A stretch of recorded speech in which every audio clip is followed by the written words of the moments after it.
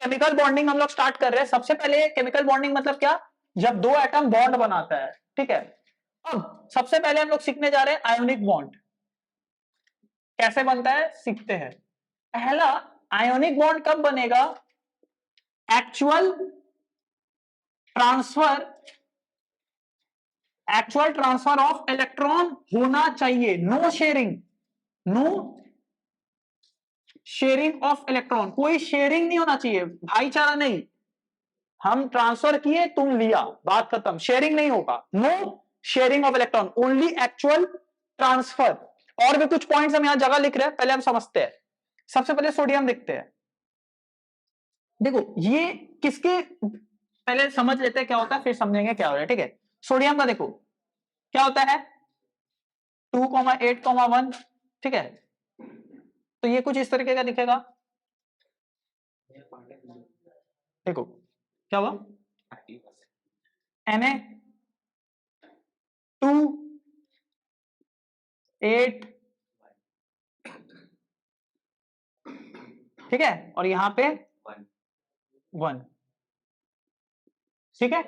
ये क्या करता है, ये अपना एक इलेक्ट्रॉन लूज करता है, मतलब क्या किया, हटा। तो ये क्या बन जाएगा, Na2,8, 1 2 3 4 5 6 7 8, और इसके माथा के ऊपर क्या आ जाएगा, प्लस चार्ज।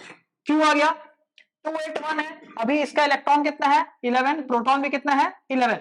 जब डोनेट कर दिया, इलेक्ट्रॉन कितना हो गया 10, प्रोटॉन कितना हो गया 11, तो नेट चार्ज कितना हो गया -10 + 11 + 1, जो इसके माथा में आ गया। क्लोरीन का, क्लोरीन 2 8 7 2 8, ठीक है, और 1 2 3 4 5 6 7। तो ये जो इलेक्ट्रॉन डोनेट किया था ना, ये कहां गया, ये इसके पास आ गया। तो यही क्या है, प्लस एक इलेक्ट्रॉन लिया, ये डोनेट किया, ये इलेक्ट्रॉन लिया, तो ये क्या बन जाएगा Cl2,8,8, और इस पूरा के ऊपर क्या आ जाएगा, एक इसको हटा दे रहे, इसके ऊपर आ जाएगा -1। क्यों, इसका पहले प्रोटॉन कितना था 17, इलेक्ट्रॉन भी कितना था 17, बट अब इसका प्रोटॉन 17 रह गया, इलेक्ट्रॉन कितना रह गया 18। प्रोटॉन तो बीच में रहता है, प्रोटॉन थोड़ी चेंज होगा। 35/17 chlorine, proton is equal to Z is equal to electron, तो प्रोटॉन अंदर कितना है 17, न्यूट्रॉन कितना हो जाएगा 35, न्यूट्रॉन, इसका न्यूट्रॉन कितना होगा 23/11 होता है, न्यूट्रॉन कितना होता है 23 - 11, तो इसका बीच में न्यूट्रॉन कितना है 12, और प्रोटॉन कितना है 11, और 11 इलेक्ट्रॉन बाहर घूम रहा है। P is equal to E is equal to Z, तो 11 इज इक्वल टू 11, तीनों का वैल्यू बराबर होगा। अब यहां पे देखो, तो यहां पे न्यूट्रॉन्स कितना हो गया बोलो, न्यूट्रॉन्स हो गया 35 - 17, कितना हुआ 18 हो गया, तो बीच में कितना न्यूट्रॉन है 18, और प्रोटॉन कितना होगा 17 ही होगा, Z के बराबर 17। तो वही था, प्रोटॉन में तो कोई छेड़छाड़ नहीं हुआ, प्रोटॉन अभी भी 17 है, न्यूट्रॉन अभी भी 18 है, बट एक इलेक्ट्रॉन एक्स्ट्रा आ गया, बाहर में कितना आ गया 1 2 3 4 5 6 7 8। तो अब देखो, ये बना Na+, ये बना Cl-, ये दोनों के बीच में क्या हो रहा है, इलेक्ट्रोस्टैटिक फोर्स ऑफ अट्रैक्शन। यहां पे क्या होगा, इलेक्ट्रोस्टैटिक फोर्स ऑफ अट्रैक्शन, मतलब देखो ये लोग के बीच क्या लग रहा है, इलेक्ट्रोस्टैटिक फोर्स ऑफ अट्रैक्शन, ठीक है। ये ऑर्बिटल डायग्राम है, ये कैसा डायग्राम है, orbital diagram, Lewis dot diagram या ऑर्बिट स्ट्रक्चर डायग्राम, ठीक है। अब हम इसका, हाँ अब इसको छोटा वाला बनाएंगे, मिटाओ इसको, जल्दी लिखो।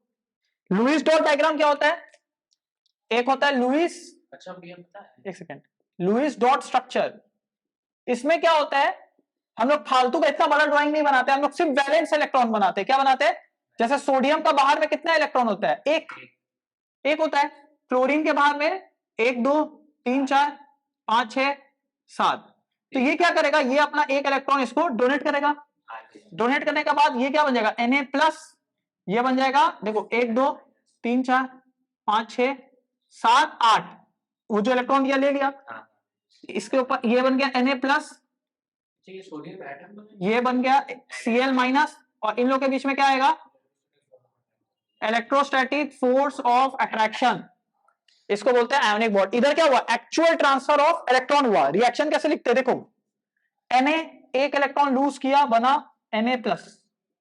क्लोरीन एक इलेक्ट्रॉन गेन किया, बना Cl-। रिएक्शन ऐड करेंगे, Na का एक एटम आया, क्लोरीन का एक एटम आया, प्लस, देखो माइनस कंफ्यूज हो जाएगा, +2 -2, ये तो बस बताते हैं नेगेटिव है, चार्ज है, तो कितना आ जाएगा, कट जाएगा। इधर कितना आ गया, Na+ electrostatic force of attraction, और यहां क्या आ गया, हाँ, तो ये क्या बन गया, आयोनिक बॉन्ड। तो तुमको क्या दिखा, आयोनिक बॉन्ड में एक कटायन बनता है और एक अनायन बनता है, और कटायन अनायन के बीच में क्या होता है, electrostatic force of attraction. Cation अनायन confirm बनेगा, हम क्या बोले, आयोनिक बॉन्ड में कटायन आयन कंफर्म बनेगा, कोई डाउट नहीं। अब ये पहले लिख लो, आयोनिक बॉन्ड का एक और नाम क्या होता है, इलेक्ट्रोवैलेंट बॉन्ड। Electrovalent bond. अब मेरा बात सुनो, हम अब जो बताने जा रहे हैं वो सबसे ज्यादा इंपॉर्टेंट है। सबसे पहले बोले थे इसमें एक्चुअल ट्रांसफर होता है, इसमें कोई शेयरिंग नहीं होगा, इसमें कटायन और अनायन बनेगा, जिसके बीच में क्या होगा, इलेक्ट्रोस्टैटिक फोर्स ऑफ अट्रैक्शन, जो कि बहुत स्ट्रांग होता है। अब ये कब होगा, जितना अच्छा मेटल हो, मेटेलिक कैरेक्टर जितना बढ़े और नॉन मेटेलिक कैरेक्टर जितना बढ़े, मतलब जितना अच्छा मेटल हो और उतना अच्छा नॉन मेटल हो। क्यों, रीजन बताते हैं। मेटल इलेक्ट्रॉन इजीली क्या करता है, डोनेट करता है। मेटल एक इलेक्ट्रॉन डोनेट करके क्या बना देता है, कटायन, और नॉन मेटल वही इलेक्ट्रॉन को गेन करके क्या बनाएगा, अनायन। तो जितना इजीली कोई इलेक्ट्रॉन डोनेट करेगा और जितना आराम से कोई इलेक्ट्रॉन लेगा नॉन मेटल, उतना चांसेस क्या होगा, मेरा आयोनिक बॉन्ड बने। मतलब अब सुनो, हम लोग समझ गए, तब मेटालिक कैरेक्टर जितना अच्छा हो और नॉन मेटालिक कैरेक्टर भी जितना अच्छा हो, मतलब जितना अच्छा नॉन मेटल हो उतना ही अच्छा मेटल हो, कोई प्रॉब्लम नहीं। अब हम समझते हैं मेटल कब अच्छा होता है, अगर जितना अच्छा मेटल होगा वो आराम से इलेक्ट्रॉन देगा। और याद करो आयोनाइजेशन एनर्जी क्या होता था, इलेक्ट्रॉन जो एनर्जी लगता था इलेक्ट्रॉन निकालने में, एनर्जी लगता था जो इलेक्ट्रॉन निकालने में, यही क्या होता था, आयोनाइजेशन एनर्जी। तो आराम से डोनेट कर रहे हैं, मतलब आयोनाइजेशन एनर्जी क्या होना चाहिए, कम होना चाहिए। आयोनाइजेशन एनर्जी क्या होना चाहिए, कम, कोई प्रॉब्लम नहीं। अब नॉन मेटल में आते हैं, इलेक्ट्रॉन एफिनिटी क्या होना चाहिए, ज्यादा होना चाहिए। क्यों, हम बता रहे, देखो जैसे क्लोरीन है, ये फट से इलेक्ट्रॉन टानेगा और जल्दी से क्या हो जाएगा, Cl- बन के स्टेबल हो जाएगा। और स्टेबल होगा तो क्या करता है, स्टेबल होने के बाद क्या रिलीज करता है, एनर्जी। इलेक्ट्रॉन एफिनिटी क्या होता था, इलेक्ट्रॉन लेने के बाद जो एनर्जी रिलीज होता है, जितना ज्यादा एनर्जी रिलीज होगा उतना ज्यादा स्टेबल है, स्टेबल हुआ। जितना ज्यादा एनर्जी रिलीज हो, मतलब इलेक्ट्रॉन एफिनिटी, नॉन मेटल जितना ज्यादा अच्छा होगा उसका उतना इलेक्ट्रॉन एफिनिटी क्या होगा, ज्यादा। तो मेटल के लिए आई कम होना चाहिए, जितना आई कम होता है मेटल अच्छा होता है। नॉन मेटल के लिए ये क्या होना चाहिए, ज्यादा होना चाहिए। 2 पॉइंट सीखे, और एक पॉइंट क्या है, देखो एक पॉइंट लास्ट क्या है, अच्छा ये क्या था, इलेक्ट्रॉन एफिनिटी। ये क्या था, इलेक्ट्रॉन लेने के बाद जो एनर्जी रिलीज होता है, एनर्जी रिलीज। तो जितना ज्यादा एनर्जी रिलीज हो रहा है मतलब वो उतना अच्छा नॉन मेटल है, जितना एनर्जी ज्यादा रिलीज होगा मतलब वो उतना अच्छा नॉन मेटल है। यहां तक कोई प्रॉब्लम नहीं। अब एक तो क्या होता है, जैसे HI, क्या लिख रहे, HLI, ठीक है, और यहां पे मेरा फ्लोरीन है, जो भी है, ठीक है, यहाँ पे फ्लोरीन है, क्लोरीन है, ठीक है, यहां होगा chlorine, chlorine, fluorine, chlorine, bromine, ठीक है। अब मेरा बात सुनो, इसका इलेक्ट्रोनेगेटिविटी क्या होता है, बहुत कम होता है, और इसका इलेक्ट्रोनेगेटिविटी क्या होता है, बहुत ज्यादा। जैसे हम एक तो बना रहे, लिथियम का कितना है देखो तो 1.0, और सोडियम का सोडियम का है 0.9, 0.9, और इसका है 4, इसका कितना है 3.0। 3.0। तो इलेक्ट्रोनेगेटिविटी गैप, मतलब जैसे 4 - 1 किए, एक सेकेंड, 4 - 1 बनाए 3, फिर यहां पे 3 - 0.9 किए 2.1, मतलब जितना इलेक्ट्रोनेगेटिविटी का गैप ज्यादा होगा उतना ज्यादा आयोनिक बॉन्ड बनने का चांसेस हाई होगा। तो इलेक्ट्रोनेगेटिविटी गैप या डिफरेंस, गैप मतलब क्या हुआ इंग्लिश में, डिफरेंस बढ़ेगा। कब बढ़ेगा, जितना अच्छा इस साइड का हो। देखो और तुम सोचो, मानो सीजियम, सीजियम का कितना है 0.7 0.7 देखो, अगर तुम F और इसका माइनस किया, 4 माइनस 0.7 कितना आया 3.3, मतलब ये सबसे ज्यादा आयोनिक बॉन्ड कौन सा है CSF। CSF देखो, CS का +1 F का -1, आयोनिक बॉन्ड बना, क्रॉस मल्टीप्लाई करने आता है। CSF सीजियम फ्लोराइड, क्या है सीजियम फ्लोराइड। तो ये दुनिया का सबसे ज्यादा आयोनिक बॉन्ड है। क्यों? क्योंकि इसका सबसे ज्यादा मेटल, सबसे अच्छा मेटल, सबसे अच्छा नॉन मेटल। लिखो इसको, याद रहेगा, ये सब की पॉइंट है। मेटेलिक कैरेक्टर बढ़ेगा, आई घटेगा, मतलब उतना अच्छा मेटल। नॉन मेटेलिक बढ़ रहा है मतलब इलेक्ट्रॉन एफिनिटी ज्यादा, मतलब उतना अच्छा नॉन मेटल। और इलेक्ट्रोनेगेटिविटी गैप जितना ज्यादा, उतना ज्यादा चांसेस होगा क्या बनने का, आयोनिक बॉन्ड। चलो छाप लो जल्दी से।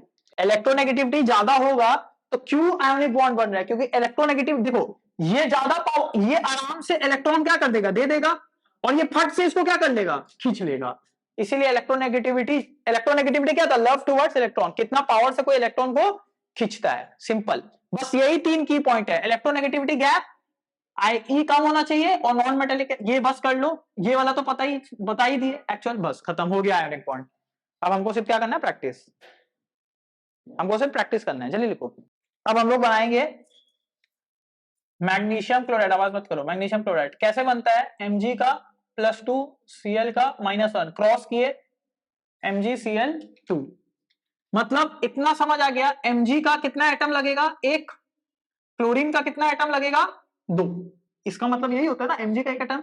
तो बनाते हैं, देखो हम लोग लुईस डॉट स्ट्रक्चर बनाए कि दोनों ही बनाना चाहिए ऐसे तो, चलो बनाते हैं, ठीक है। इसको मिटा दे रहे हैं हम, मानो यहाँ पे Mg था, ठीक है, एक सेकेंड, 2 8 2 8 2, ठीक है। इससे एक इलेक्ट्रॉन, 2 इलेक्ट्रॉन जाएगा, इसका दोनों इलेक्ट्रॉन चला गया, तो कितना इलेक्ट्रॉन गया, -2 इलेक्ट्रॉन। ये क्या बन जाएगा, आप इस तरीके से बना रहे, ज्यादा इजी पड़ेगा, ये बन जाएगा, देखो 2 8 Mg2, जैसे एग्जाम में डायग्राम आता है इसीलिए हम बना रहे, इसीलिए सिखा रहे। तो इसके ऊपर कितना चार्ज आ जाएगा, बोलो +2, 2 इलेक्ट्रॉन चला गया, इसका 2 इलेक्ट्रॉन चला गया, तो कितना आ गया, Mg+2 बन गया, सिंपल। अब समझते हैं ये इलेक्ट्रॉन एक्चुअल में कहां गया, इसको ना यहां बनाओ, इलेक्ट्रॉन को ज्यादा सही है, ठीक है। एक इलेक्ट्रॉन यहां था, एक इलेक्ट्रॉन था, यहां जाएगा और इसके पास जाएगा, तो यहां पे होगा कौन, क्लोरीन। क्लोरीन का देखो 2 8 7, ठीक है, इसको अभी बनाने का नहीं, 2 8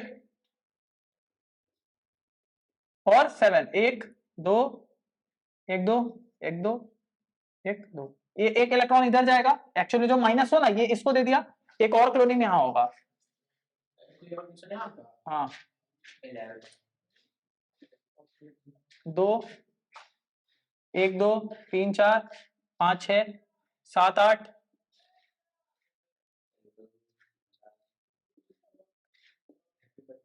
एक, ठीक है, 2 8 7, समझ आ गया। तो ये जब इलेक्ट्रॉन गेन किया, एक एक इलेक्ट्रॉन लिया, तो ये क्या बन जाएगा, यहां पे बना दे रहे, ये क्या बन जाएगा बोलो, Cl 2 8 8, और इसके ऊपर क्या आ जाएगा, -1 चार्ज। वैसे ही यहां पे भी क्लोरीन आएगा 2 8 8, इसके ऊपर भी क्या आ जाएगा, -1 चार्ज। तो ये क्या बन गया, कटायन और आनायन, इन लोगों के बीच में क्या हो जाएगा, इलेक्ट्रोस्टैटिक फोर्स ऑफ अट्रैक्शन, ठीक है, मत करो, रखो उसको।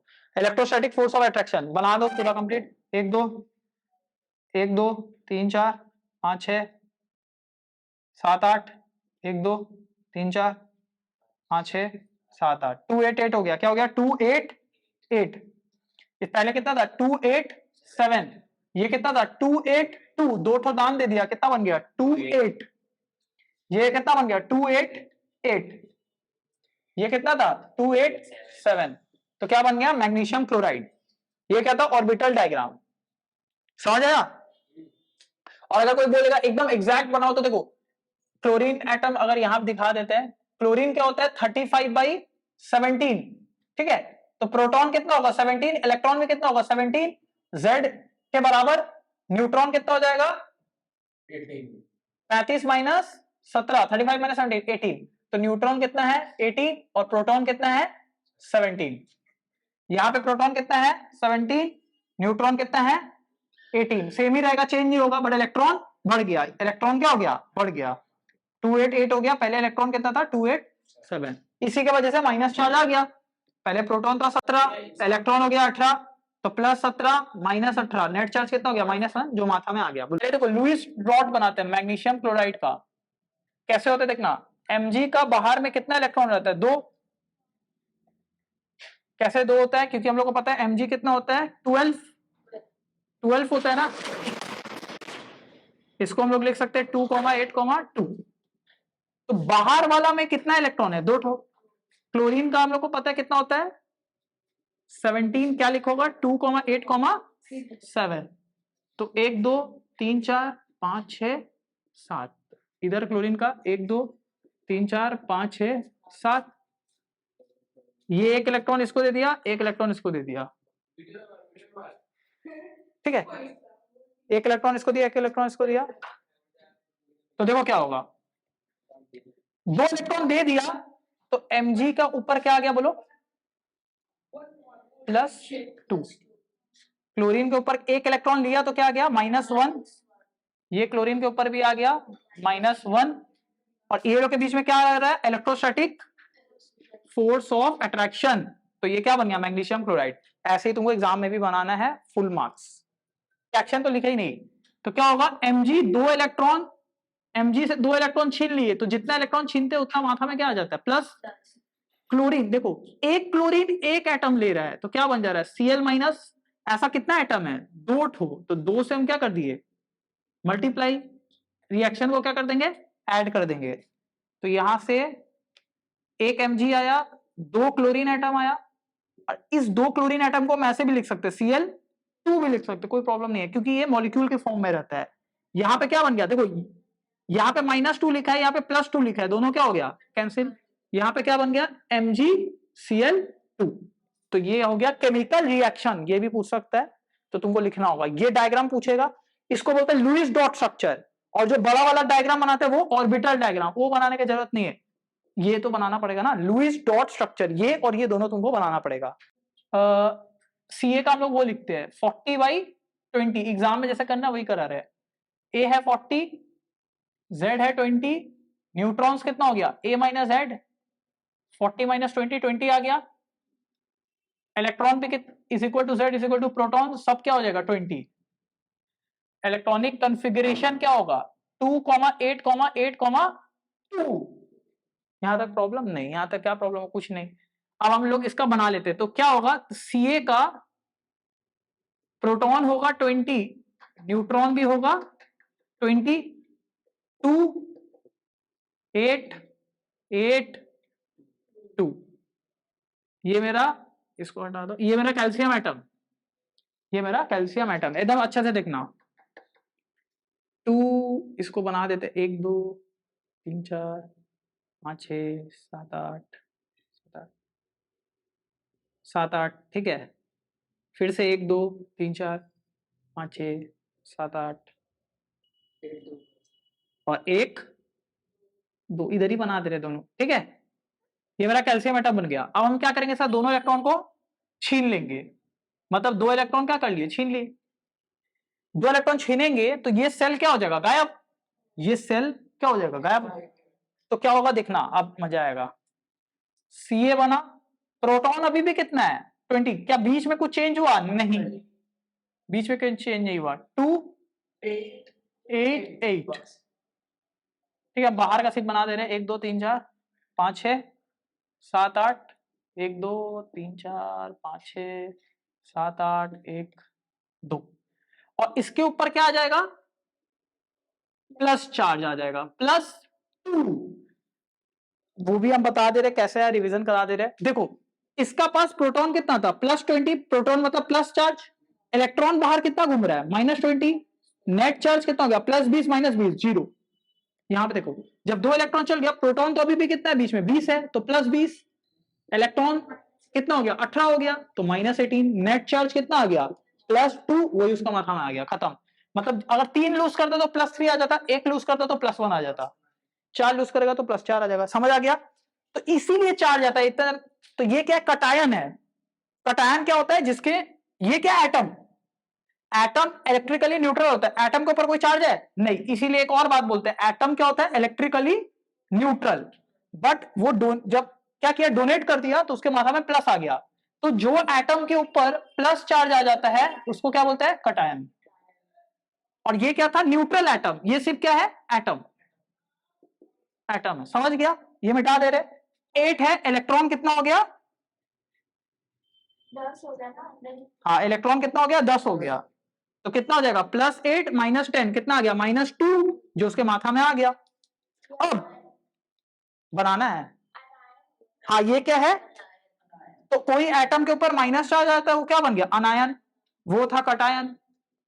तो आयंस, अगर कभी पूछ लिया आयंस क्या होता है, आयंस का मतलब क्या हो गया चार्ज एटम, जो एटम के ऊपर चार्ज है, प्लस वाला कटायन और माइनस वाला अनायन, खत्म। इतना सिंपल होता है भाई, केमिस्ट्री से सिंपल क्या है, कुछ नहीं, कुछ है ही नहीं।